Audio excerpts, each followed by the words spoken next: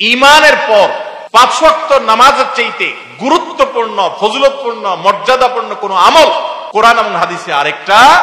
আমরা অনেক মুসলমান আছি বাংলাদেশে, আমরা নামাজ ঠিক মতো পড়ি না। কেউ 4 ওয়াক্ত পড়ে, ফজর পড়ে না, অথবা পড়লে 7টা বাজে উঠি পড়ে। কেউ শুধু জুমা পড়ে, মাঝে মধ্যে পড়ে টক্কা টক্কা। এরপর তিনি আবার নিজেকে খাঁটি মুসলমান দাবি করেন। আবার মুখে বলেও অনেকে, নামাজ না পড়লে কি হয়েছে? কি আছে? ঈমান আছে। নামাজ না পড়লে কি হয়েছে? কি আছে? ওনার ঈমান আছে। এটারে বলে মামুর বাইরে আবদার। নামাজ পড়বেন না, আবার বলবেন ঈমান সব ঠিকঠাক আছে। এটা হলো মামুর বাইরে আবদারের মতো, মানে বোগাস আবদার, ভিত্তিহীন আবদার। এ আবদার কোরআন সুন্নাহ সম্মত। লা হাজ্জা ফিল ইসলাম লিমান তারাকাস সালাহ।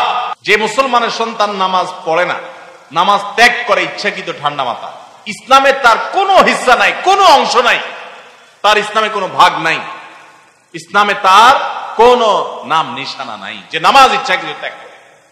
অনেক ইমামদের মতে ইচ্ছাকৃত ঠান্ডা মাথায় কেউ নামাজ ত্যাগ করলে সে ইসলাম থেকে খারিজ হয়ে। এত জঘন্য ব্যাপার। অন্য যত আপনি গুনাহ করেন না কেন, গুনাহের কারণে আপনি পাপিষ্ঠ হবেন, অপরাধী হবেন, শাস্তিযোগ্য হবেন, কিন্তু বেঈমান হবেন না। নামাজ এমন একটা আমল, অনেক ইমামদের মতে এই নামাজ ত্যাগ করলে মানুষ বেঈমান হয়ে যায়, কাফের হয়ে যায়। আমাদের বাংলাদেশে মানুষের ঈমান মাশাআল্লাহ এত মজবুত, এটা লোহা দিয়া পিটাইলেও, কামারের লোহা দিয়ে পিটাইলেও আমাদের ঈমান যায় না।